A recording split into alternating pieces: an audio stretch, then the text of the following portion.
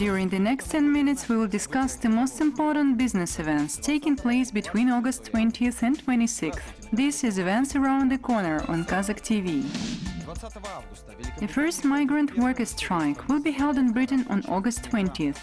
The MTS company will stop partnership with Svyaznoy retail network on August 22nd in Russia. The launch of the Proton-M rocket is scheduled for the 23rd from Baikonur. Let's discuss this news in detail. Thousands of Polish people working in Britain are expected to take part in the first ever migrant worker strike in this country on August 20th. The protest is the result of discussions on Polish internet forums by people angry at immigrants being blamed for Britain's economic problems. The protest is organized by the Polish Express newspaper, which has created a Facebook group to promote the event. The suggestion of a strike came from one of their readers, claimed Tomasz Kowalski, editor of Polish Express. It's just a way to show people in the UK that immigrants are an important part of Britain. We want to make the point that we are here and that we want to feel appreciated, he said.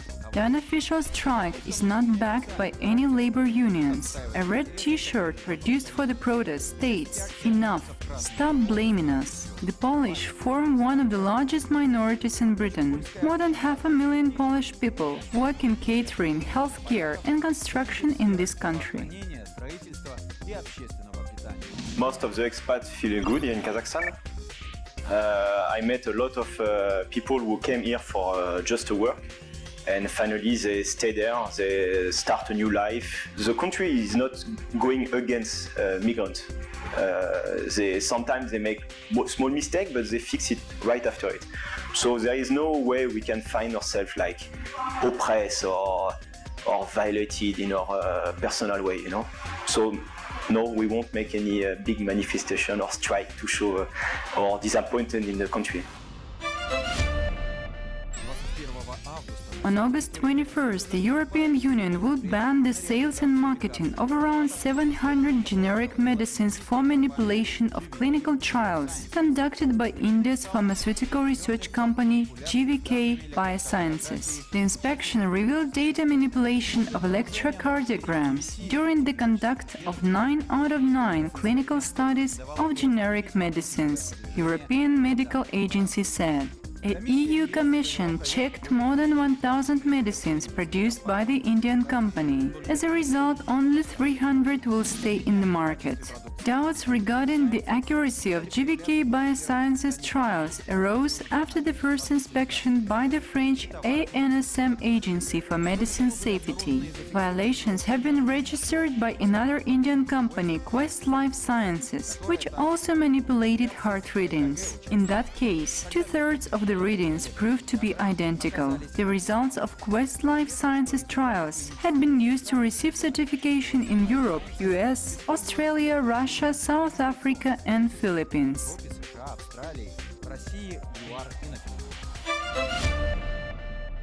Mobile Telesystems, a Russian joint stock company, will end selling subscriber contracts through the Svyaznoy retail network on August 22nd. The decision was taken after the sales of MTS SIM cards at Svyaznoy have reduced fivefold. Before April this year, the figure was more than 7 million, which is 70% of the network's annual sales. MTS management believes the reason for this sharp decline is a change in the Svyaznoy's policy. MTS management claim that they see efforts of reconnecting subscribers who visit Svyaznoy stores to pay for MTS services, buy SIM cards or gadgets to networks of other operators. MTS CEO Andrei Dubovskov stated that Mobile Telesystems would extend their own retail network after holding the agreement with Svyaznoy. On the other hand, Svyaznoy representatives say the drop in MTS sales was only natural. Previously, the retail network mostly sold MTS and Tele2 SIM cards, with other operators being hardly present. However, last year Svyaznoy changed hands and is now owned by Oleg Malis, who also owns the Solvers Group. After the ownership change, major players such as Megaphone and Wimpelcom came back to Svyaznoy and took their proportionate shares of the subscription contract sales. Another launch of the Proton-M carrier rocket from the Baikonur Cosmodrome is scheduled for August 23rd, said head of Roscosmos Igor Komarov at a press conference. Komarov said this will be a commercial launch. He didn't specify which equipment the rocket will put on the orbit. However, Roscosmos had mentioned this wouldn't be the British satellite Inmarsat 5F3, which was to be launched on August 29. The launch of Inmarsat has been postponed so far. Presently, experts are testing the upgraded Proton construction, which has been developed to eliminate the deficiencies revealed after the accident in May. It was found out during the investigation that Proton carrying a Mexican satellite crashed due to the faulty engine of the third stage. For 198 seconds after liftoff, reporting on the startup of the third stage was interrupted. First head of Roscosmos Alexander Ivanov noted the reason is a fault in construction, not maintenance. The second post-accident launch of Proton-M is scheduled for September 14. The rocket will take Express AM-8 satellite on the near-Earth orbit. The telecom spacecraft has been manufactured on an order of Russia's Space Communication, a satellite operator. The launch was also postponed due to the May accident. Roselkosnadzor will start the inspection of Norway's fish processing plants from August 24th. The inspection will be carried out together with veterinary authorities of EAEC and will concern the companies which supply their production to these countries. The Russian product quality watchdog noted this was Norway's initiative. In the course of inspections, the work of Norwegian controlling bodies, ensuring the safety of fish products which target EAEC markets, will be evaluated. Let me remind you that direct supplies of Norwegian seafood was halted as a result of Russia's counter-sanctions against the European embargo. Norway is not part of the European Union, but joined the anti-Russian sanctions. As a result, Norwegian seafood exports to Russia fell by 48% in 2014 as compared to 2013. The ancient losses were 3.2 billion kronas, or around 400 million US dollars.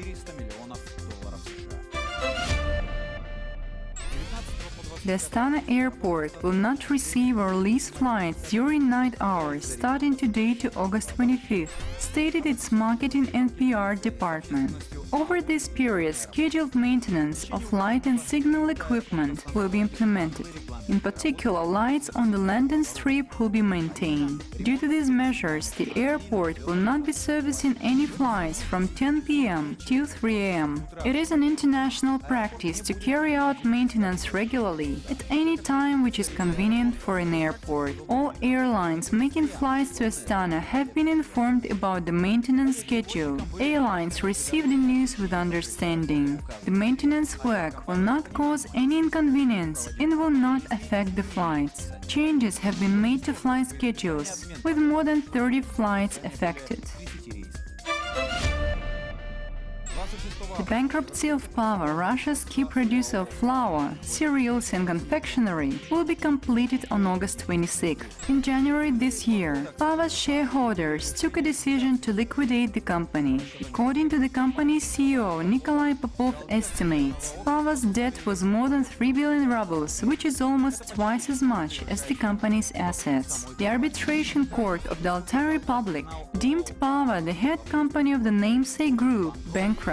The company went under receivership for 6 months. PAVA was Russia's first public agricultural holding. In 2005, it placed 10% of its shares on MySix for 221 million rubles. Accessing the London Stock Exchange was planned for 2007-2008, but the step was postponed due to the crisis. Back then, the company decided to develop the agricultural business. For over 2 years, it had made attempts to triple the farming land bank to 500,000 hectares and increase grain production 10 times to 300,000 tons. However, some lands were purchased far from the flour-producing facilities, resulting in low efficiency.